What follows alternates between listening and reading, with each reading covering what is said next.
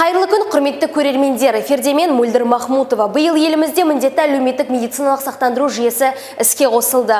Бұл еліміздің әр азаматына қатысы бар реформа. Сондықтан бүгінгі шығарылым медициналық сақтандыру дегеніне оның тиімділігі мен берер мүмкіндіктері турасында болмақ. Алдымен Маңғыстау тұрғындары аталған бұл өзгерістермен қаншалықты таныс, соны білейік.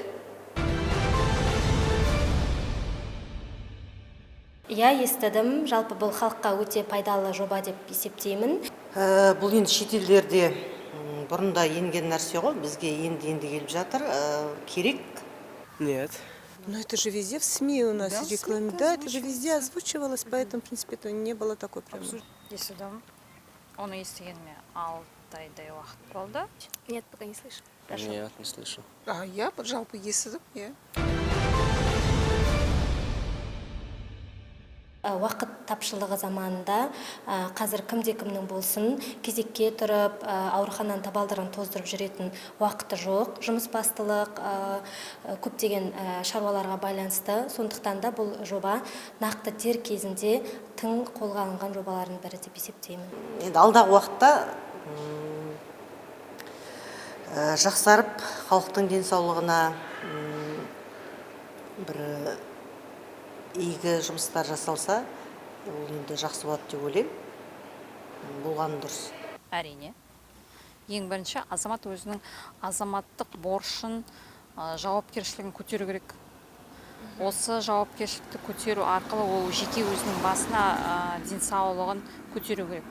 Яғни медсақтандыру арқылы ол тек қана үкіметке сүйенбей, өзі де үлес қосып отыру керек. Өзінің өміріне тікелей өзі жауап беру керек. Если учитывать, что у нас и все-таки есть такие категории людей, которые малообеспечены, по-моему, это очень хорошо продумано. Жеке менің субъективті пікірі міндетті түрде тіркелу керек. Міндетті түрде. Себебі адами фактор, әртүрлі факторлар, сырттан келетін факторлар болады. Біз одан сақтанбағанбыз.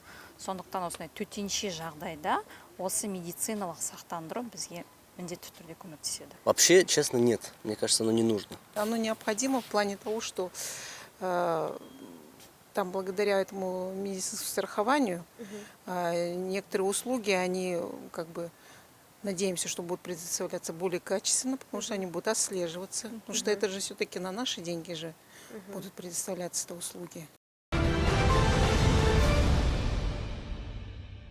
Жоқ, әлі тіркеле қойған жоқпын, енді қолға аламын. Мен тіркелген жоқпын. Это автоматически прикрепляться будет по месту жительства, потому что у них в базе же это же есть уже практически, и это будет просто автоматом. Біз өзіміздің отбасымызды осы бағдарлама бойынша медициналық сақтандыруды өткіздік. По-моему, мы вот эту регистрацию автоматически, по-моему, да.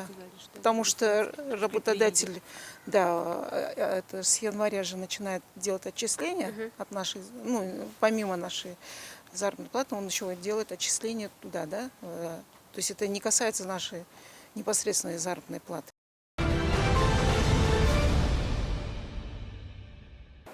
Міндетті әлеуметтік медициналық сақтандыру жүйесіне маңғыстаулықтар қаншалықты дайын? Осыны тексеру мақсатында аймаққа денсаулық сақтау вице-министрі Олжас Әбішев бастаған жұмыс тобы келді. Ендеше вице-министр мырзадан жаңа жүйенің ерекшеліктерін білейік. 2020 жылы 1 қаңтарынан бастап міндетті әлеуметтік медициналық сақтандыру жаңа жүйесін енгізіп жатырмыз. Ең негізгі артықшылығы ол қазір медициналық қызметтердің мөлшерін кеңейту, дәрі-дәрмекті кеңейту. Кеңейтілген мақсаты ол мысалы азаматтардың қалтасынан емес, мемлекет тарапынан кепілдірілген медициналық қызмет бойынша солардың тегін көрсету және тегін беру болып табылады. Бұрында мысалға КТ, МРТ, онкология дәрілер мысалға олар негізгі кепілдірілген пакетке кірмейтін болса, қазір енді медициналық әлеуметтік медициналық сақтандыру қорына жаңа пакетіне кіретін болады.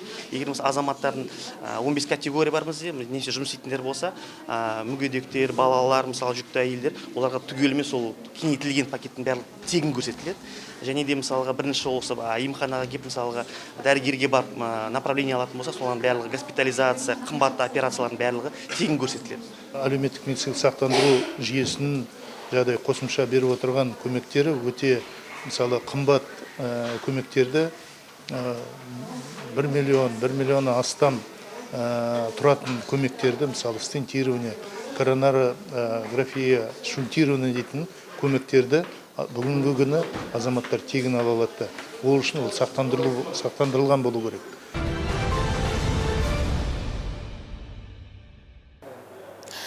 Аталған медициналық сақтандыру жүйесін қолданып бастау үшін ең алдымен egov.kz порталы арқылы өз мәртебеңізді анықтап, медициналық сақтандыру қорымен келісімшарт бекіткен мемлекеттік немесе жеке меншік емханаларға тіркелесіз. Міндетті әлеуметтік медициналық сақтандыру шеңберінде қалай емделуге болатыны жайлы толық ақпаратты төмендегі номерлерге хабарласып, немесе fms.kz сайтынан біле аласыз.